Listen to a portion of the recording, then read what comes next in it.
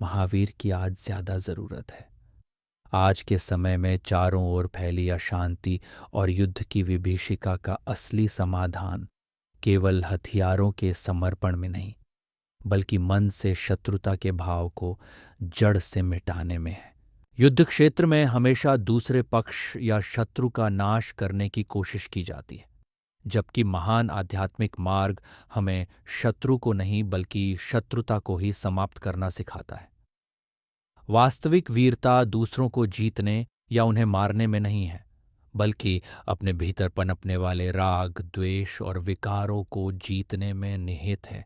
जब तक हम दूसरों में अपने दुख का कारण खोजते रहेंगे, तब तक संघर्ष कभी खत्म नहीं होगा। शांति की शुरुआत तब होती है जब हम यह स्वीकार कर लेते हैं कि हर समस्या का मूल हमारे अपने भीतर के विकार है।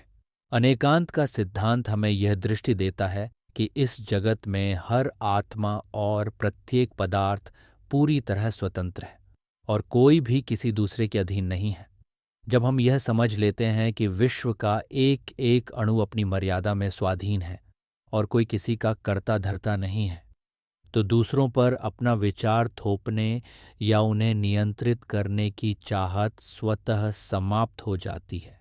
यही वह बिंदु है जहाँ से युद्ध का विचार मिटता है और अद्रोह यानी किसी के प्रति विरोध न रखने के भाव का जन्म होता है। अहिंसा केवल बाहरी क्रिया नहीं है, बल्कि यह वह गहरी शांति है जिसमें न कोई भय होता है और न ही किसी को डराने की इच्छा। सच्ची स्वाधीनता और एक तनाव मुक्त जीवन तभी संभव है जब हम दुनिया को बदलने के अहंकार से मुक्त होकर केवल एक ज्ञाता दृष्टा की तरह चीज़ों को उनके वास्तविक स्वरूप में देखना शुरू करें।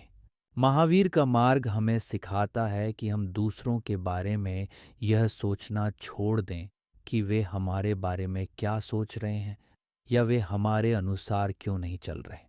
जब मनुष्य अपने आत्म स्वभाव में मग्न होकर अपनी भूलों को सुधारता है, तभी वह वास्तव में वीतरागी या मोह मुक्त बन पाता है।